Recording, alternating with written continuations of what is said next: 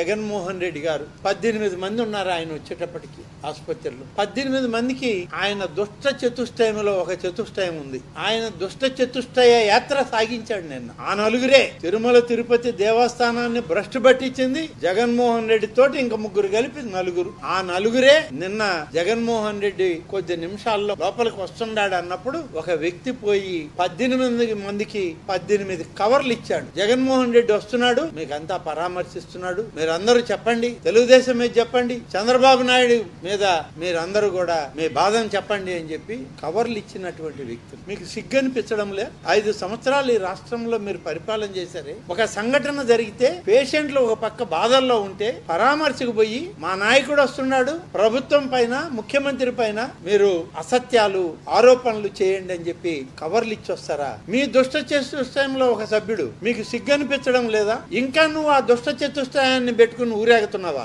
ఆ దుష్ట చతుష్టయంలో ఒక సభ్యుడిగా నువ్వు కూడా అత్యంత నీచ స్థితికి దిగజారావని చెప్పడానికి ఇది ఒక నిదర్శనం. ఆసుపత్రిలో ఉన్నటువంటి సీసీ కెమెరాల్లో నువ్వు తెల్ల కవర్లు ఇచ్చినటువంటిది రికార్డ్ అయి ఉంది. 18 మందిని నీ అనుయాయుడు కలవడం, ముఖ్యమంత్రికి వ్యతిరేకంగా ఆరోపణలు చేయండి అని చెప్పి చెప్పడం, ఈ 18 కవర్లు ఇచ్చిన సంఘటన అక్కడ పని చేసేటువంటి సామాన్య డాక్టర్లు నర్సులు కూడా చెప్పడం జరుగుతుంది.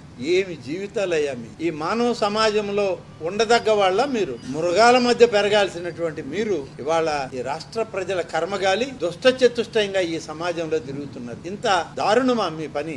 ఒక పక్కన చనిపోయిన శవాలు, ఒక పక్కన అవయవాలు కోల్పోయి ఆరోగ్యాన్ని కోల్పోయి ఆసుపత్రిలో చికిత్స పొందుతున్న వాళ్ళు, మీరు వాళ్ళ మధ్యలో పేలాలు ఏరుకుంటున్నారు. దీన్నే కదా సమాజం అనేది, శవాల మీద పేలాలు ఏరుకోవడం అని. అలా పేలాలు ఏరుకోవడానికి తయారయ్యారు మీరు. ఇంకేం ఏరుకుంటారు? 5 సంవత్సరాలు ఏరుకొని ప్రజలకు ఒక ఆలోచన వచ్చి మీరు ఈ రాష్ట్రంలో ఈ సమాజంలో తగరు అని చెప్పి మిమ్మల్ని సమాజానికి దూరంగా ఉండమని చెప్పి రాష్ట్ర ప్రజలు మీకు బుద్ధి